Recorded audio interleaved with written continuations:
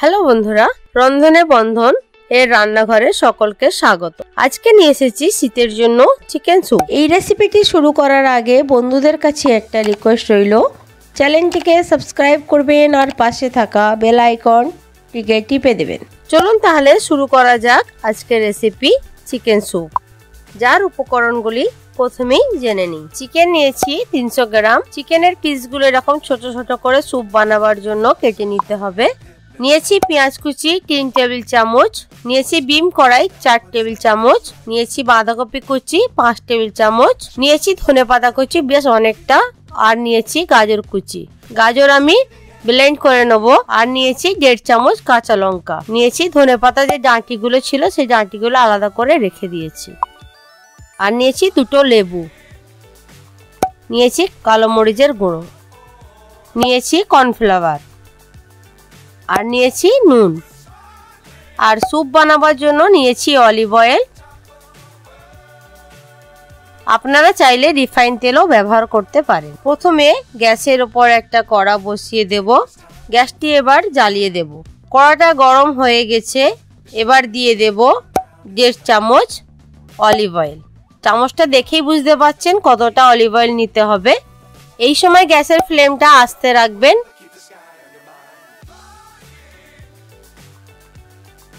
তেলটা গরম হয়ে গেছে। এবার দিয়ে দেব 1.5 টেবিল চামচ রসুন কুচি।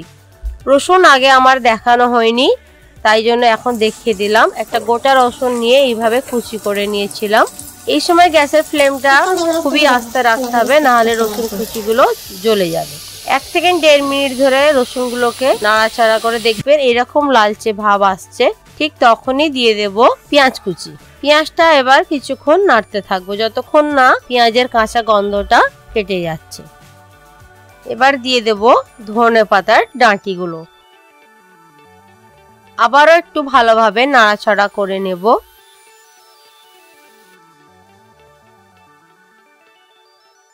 এবার দিয়ে দেব 300 গ্রাম যে চিকেন পিস করে রেখেছিলাম, চিকেনগুলো আমি এর মধ্যে দিয়ে দিলাম। চিকেন দেওয়ার পর দিয়ে দেব সামান্য নুন। আবারও ভালো করে চিকেনের সঙ্গে সমস্ত জিনিসগুলো মিশিয়ে ভালো করে নেড়ে নেব। চিকেনটা যতক্ষণ আমি নাড়তে থাকবো এর মধ্যে কোনো জল আমি অ্যাড করব না। দেখুন চিকেন থেকে বেশ জল ছাড়তে শুরু করেছে। চিকেনটা আমি ততক্ষণ নাড়তে থাকবো যতক্ষণ না চিকেনের জল শুকিয়ে যাচ্ছে। 4 থেকে 5 মিনিট নাড়ার পর দেখুন চিকেনের জলটা শুকিয়ে গেছে। আর চিকেনের যে কাঁচা গন্ধটা সেটাও কিন্তু নেই। এবার একে একে সমস্ত সবজি কুচিগুলো দিয়ে দেব কাঁচা লঙ্কা কুচি, দিয়ে দেব গাজর কুচি, দিয়ে দেব বিনস, আর দেব বাঁধাকপি কুচি। সমস্ত উপকরণ দিয়ে আবারও ভালোভাবে নেড়ে নেব। চিকেন আর সবজিগুলো এইভাবে নাড়তে থাকবো যতক্ষণ না সবজির কাঁচা ভাবটা কেটে যাচ্ছে। গ্যাসের ফ্লেমটা জোর দিয়ে এই সময় নাড়তে থাকবো। সবজিগুলো আমার ভালোভাবে নাড়াচাড়া হয়ে গেছে। এবার দিয়ে দেব কালো মরিচের গুঁড়ো, খুবই সামান্য। 1 মিনিট হয়ে যাওয়ার পর দিয়ে দেব 5 কাপ পরিমাণ জল। আমি 5 জনের স্যুপ বানাবো, তাই 5.5 কাপ জল নিয়েছি।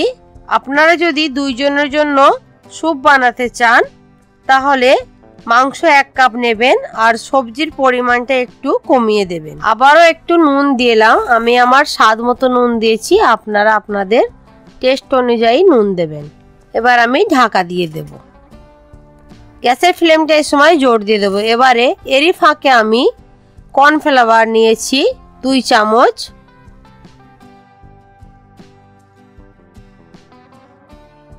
আর খুবই সামান্য জল। কর্নফ্লাওয়ারের জলটাকে খুব ভালোভাবে নাড়াচাড়া করে নেব যাতে কোনো ডেলা ভাব না থাকে। আবারও একটা বাটি নিলাম ছোট, তার মধ্যে যে 2টো পাতিলেবু কেটে রেখেছিলাম লেবুর রসটা আমি বার করে নেব। রসের মধ্যে যে দানাগুলো ছিল একটা ছাঁকুনি দিয়ে সেগুলো আমি ছেঁকে নেব। স্যুপটা আমার ফুটে গেছে। এবার গ্যাসের ফ্লেমটা আস্তে করে দেব। ঢাকা খুলে এবার দিয়ে দেব পাতিলেবুর রস আর দিয়ে দেব 2 চামচ কর্নফ্লাওয়ার আমি গুলে রেখেছিলাম। চিকেন স্যুপের মধ্যে কর্নফ্লাওয়ারটা ঢেলে দিলাম। আবারও ভালো করে নাড়াচাড়া করে নেব। সমস্ত মিশ্রণ মিশে যাবার পর ঠিক এরকম ভাবে ফুটতে শুরু করবে। গ্যাসের ফ্লেমটা এই সময় আবারও একটু জোর দিয়ে দিলাম। 1 থেকে 2 মিনিট পর এবারে আমি ধনেপাতা কুচিগুলো এরই মধ্যে দিয়ে দেব। আর দিয়ে দেব সামান্য কালো মরিচের গুঁড়ো। কালো মরিচের গুঁড়ো দেবার পর আবারও ভালো করে নাড়াচাড়া করে নেব।